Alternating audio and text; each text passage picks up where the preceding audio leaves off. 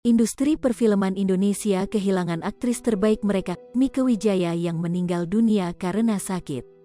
Mieke Wijaya menghembuskan nafas terakhir di kediamannya kawasan Cilandak, Jakarta Selatan, Selasa, tanggal 3 Mei tahun 2022, pukul 19.30 waktu Indonesia Barat karena sakit. Mama sakit diabetes dan kanker, kata Nia Zulkarnaen, anak mendiang Mieke Wijaya ditemui di rumah duka, Rabu, tanggal 4 Mei tahun 2022, dini hari. Nia mengungkapkan, ia sangat bangga dengan karir dan prestasi dari ibundanya, Mieke selama berkarir di industri perfilman Indonesia.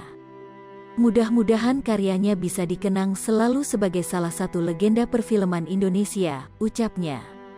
Nia mengaku, selama karirnya, sudah 78 judul film yang dibintangi oleh Mieke, serta puluhan judul sinetron. Karena jiwa dan hatinya hanya untuk perfilman Indonesia, sambungnya. Nia Zulkarnaen mengatakan jenazah ibundanya akan dimakamkan di TPU Tanah Kusir, Jakarta Selatan ba'da zuhur. Insya Allah husnul hatimah. Semoga dosa-dosanya diampuni, mohon dimaafkan jika ada kesalahan mamah, ujar Nia Zulkarnaen.